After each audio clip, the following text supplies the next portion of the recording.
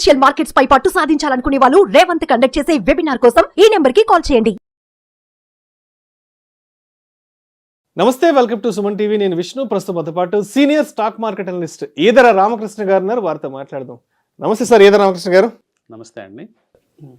So అదేవిధంగా 2024 సంవత్సరానికి సంబంధించి ఇప్పుడు మనం ఆఖరి నెలకి డిసెంబర్లో కూడా అడుగు పెట్టేస్తున్నాం. ఇయర్ ఎండింగ్లో కూడా రాబోతున్నాం కాబట్టి ఏంటి ఇయర్ ఎండింగ్ నాటికి సెన్సెక్స్ ఎంతవరకు రీచ్ అయ్యే అవకాశం ఉంది అండి? మీ వ్యూ ఏంటి? సెన్సెక్స్ జర్నీ ఎలా ఉండబోతుంది? నెక్స్ట్ 1 మంత్ వరకు ఎలా ఉంటుందంటారు? జనరల్గా లాస్ట్ 25-30 ఇయర్స్ డేటా తీసుకున్నప్పుడు డిసెంబర్ మాసం జనరల్గా ప్రాబబిలిటీ ఎక్కువ పాజిటివ్గా క్లోజ్ అవుతుంది. 75% ప్రాబబిలిటీతో డిసెంబర్ మంత్స్ పాజిటివ్గా క్లోజ్ అవుతాయి. సో సెన్సెక్స్ కానీ నిఫ్టీ కానీ ఈ మంత్ ఎక్కువ ఛాన్సెస్ ఉన్నాయి పాజిటివ్గా క్లోజ్ అవడానికి.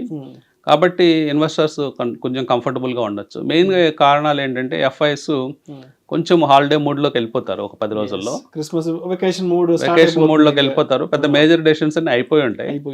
సో నవంబర్ కల్లా మేజర్ డెసిషన్స్ అయిపోతాయి. అలాగే ఎఫ్ఐ ఇందాక మనం చెప్పుకున్నట్లు వాళ్ళ సెల్లింగ్ కూడా తగ్గిపోయింది స్పీడు. లాస్ట్ మంత్ కేవలం 1.7 బిలియన్ అమ్మటం జరిగింది. కాబట్టి డిసెంబర్లో అమ్మకాలు ఇంకా తగ్గుముఖం పట్టే అవకాశం ఉండొచ్చు, లేకపోతే కొంచెం పాజిటివ్గా కూడా మారే అవకాశాలు ఉండొచ్చు. ఇన్ కేస్ పాజిటివ్గా మారిన జనరల్గా పాజిటివ్గా మారే ఛాన్సెస్ ఎక్కువగా కనిపిస్తున్నాయి. ఎందుకంటే జనరల్గా డిసెంబర్లో వాళ్ళు మంత్ ఎండ్కి వాళ్ళ ఎన్ఏవిస్ అడ్జస్ట్ చేసుకోవడానికి కూడా స్టాక్స్ని కొంచెం వాళ్ళు బెటర్ కండిషన్లో పెట్టుకుంటారు.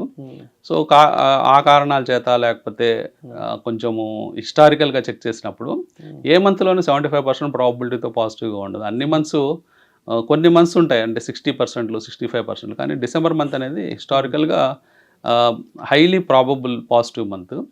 కాబట్టి డిసెంబర్ మనం పాజిటివ్గానే ఎక్స్పెక్ట్ చేయొచ్చు. So maybe beginning of the week కొంచెం వాలటిలిటీ ఈ జీడిపి నెంబర్స్ వల్ల ఏదన్నా వచ్చినా కానీ చిన్నగా మళ్ళీ పాజిటివ్గా వెళ్ళే ఛాన్సెస్ ఎక్కువ కనిపిస్తున్నాయి. సో మొత్తానికి ఈ సంవత్సరానికి సంబంధించిన మేజర్ ఈవెంట్స్ అంతా కూడా కంప్లీట్ అవబోతున్నాయి. అండ్ 2025కి సంబంధించి చూస్తే మనం February 1st బడ్జెట్ ఉండబోతుంది కాబట్టి, అండ్ 2025 బడ్జెట్కి సంబంధించి అంటే గవర్నమెంట్ మేజర్గా ఏ రంగాల మీద ఎక్కువగా కొంత కాన్సన్ట్రేషన్ చేసే అవకాశం ఉంటుందంటారు మీ వ్యూ ప్రకారం? అంటే మనకి ఆల్రెడీ వాళ్ళు విజన్ డాక్యుమెంట్ ఇచ్చారండి. కొన్ని పోర్ట్స్, మహారాష్ట్రలో బిగ్గెస్ట్ పోర్ట్స్, ఇవన్నీ కూడా మనకి ఇన్ఫ్రాస్ట్రక్చర్ మీద ఎక్కువ డెవలప్మెంట్ చేసే ఎక్కువ స్పెండ్ చేసే అవకాశాలు ఉన్నాయి. సో రోడ్స్ కూడా భారీగా రోడ్స్ మీద స్పెండింగ్ ఎక్కువ, ఇన్ఫ్రాస్ట్రక్చర్ మీద ఎక్కువ స్పెండ్ చేసే అవకాశాలు ఉన్నాయి. అట్ ద సేమ్ టైం మనం డిఫెన్స్ సెక్టర్లో డొమెస్టిక్గా గ్రో అవ్వాలని, ఇది ఇప్పటిదాకా మనం ఇతర దేశాల నుంచి, మనం ఫ్రాన్స్ నుంచి, అమెరికా నుంచి మనం కొనుగోలు జరుపుతూ ఉంటాం ఎక్కువగా జనరల్గా మనకి మిలిటరీ అవసరాల కోసం.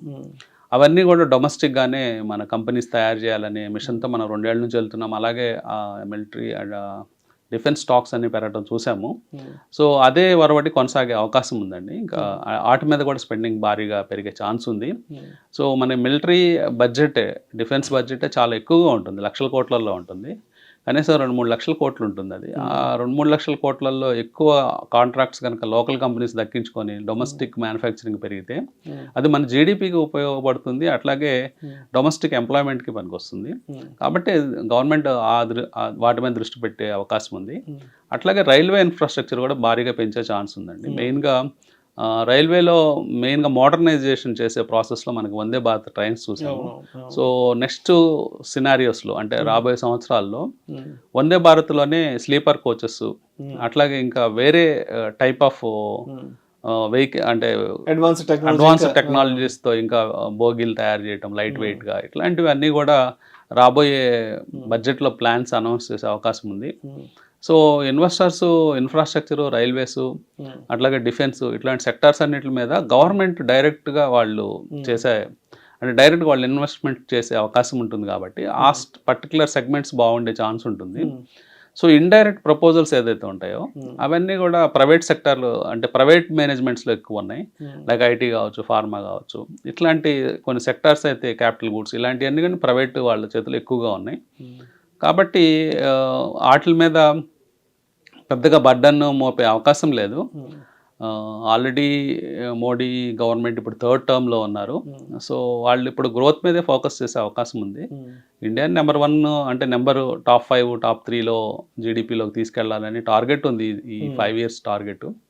కాబట్టి ఆ దిశగానే గ్రోత్ ఇబ్బంది లేకుండా డొమెస్టిక్గా ఎక్కువగా మనం సెల్ఫ్ సఫిషియెంట్గా చేసుకుంటూ ఎక్స్పోర్ట్ కూడా పెంచుకునే విధంగా డిజైన్ చేయొచ్చు, లేకపోతే బడ్జెట్ని ప్లాన్ చేయొచ్చు అనుకుంటున్నాను. రైట్. అయితే మీరు ఇందాక ఒక మాట అన్నారు, ఎప్పుడైనా సరే డిసెంబర్ నాటికి ఒకసారి మనం హిస్టారికల్ పెర్ఫార్మెన్స్ చూస్తే ఎప్పుడైనా సరే డిసెంబర్లో అమ్మకాల ఒత్తిడి తక్కువగా ఉంటుంది. సో ఆ కారణం చేత డిసెంబర్లో ఎక్కువగా కూడా మార్కెట్స్ చాలా పాజిటివ్లో క్లోజ్ అయ్యే అవకాశం ఉందంటున్నారు. కాబట్టి అంటే ఇప్పుడు డిసెంబర్లో ఏమైనా స్టాక్స్ తీసుకోవాలి, డిసెంబర్లో ఏదైనా కొంత సెక్టార్స్ వైపు కాన్సన్ట్రేషన్ చేయాలని అనుకున్న వాళ్ళకి మరి ఏ స్టాక్స్ కొంత అనుకూలంగా ఉండొచ్చు అంటారు డిసెంబర్లో కొనాలి అనుకున్న వాళ్ళకి?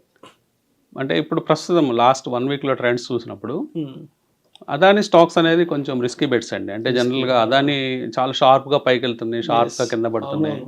సో స్టిల్ వాళ్ళ ఒక కోర్ట్ కేసు అనేది పైన ఉంది కాబట్టి వెంటాడుతూ ఉంది కాబట్టి ఆ స్టాక్స్లో చేసేవాళ్ళు స్ట్రిక్ట్ స్టాప్ లాసెస్ పెట్టుకొని ట్రేడ్ చేయాలి.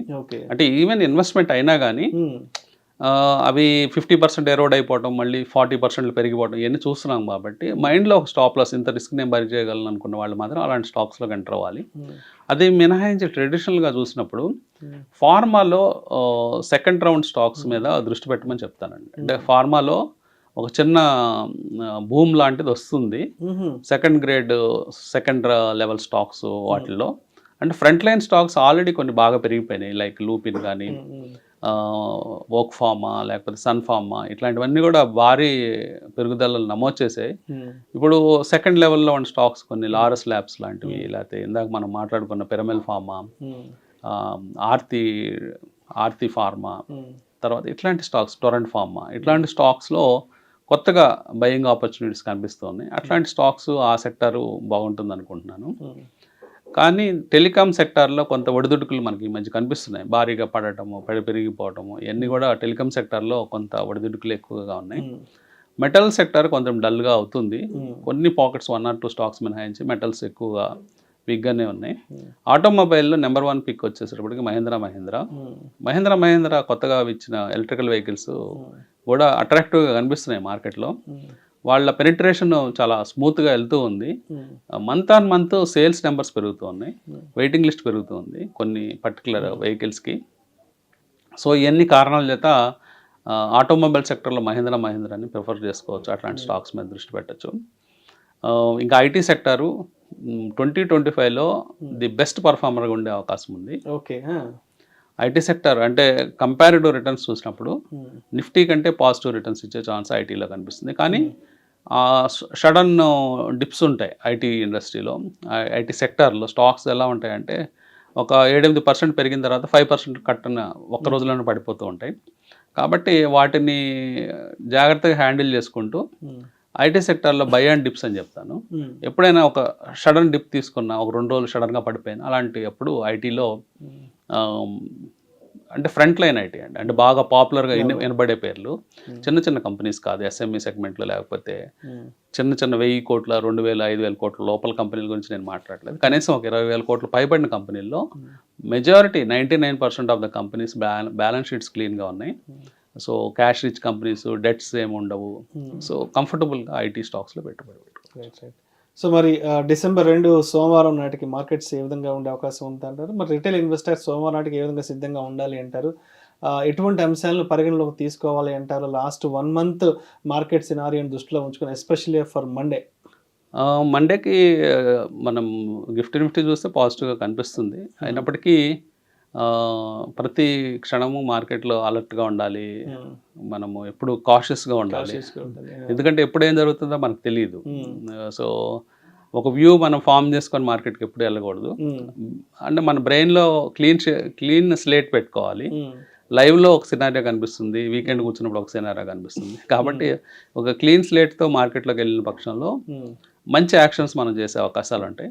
అది రేపు మండే కావచ్చు, నెక్స్ట్ ఇయర్ మండే కావచ్చు, నెక్స్ట్ మండే కావచ్చు, ఆ పై మండే, ఎప్పటికైనా కావచ్చు. ఏ రోజు ట్రేడింగ్కి వెళ్ళినా కానీ ఒక క్లీన్ స్లేట్తో విత్ నాలెడ్జ్ బ్యాక్గ్రౌండ్తో మార్కెట్లో ప్లే చేస్తే కొంచెం సంపాదించుకునే ఛాన్సెస్ పెరుగుతాయి. Right, thank you sir, thank you so much Eedara Ramakrishna గారు. థ్యాంక్ యూ అండి.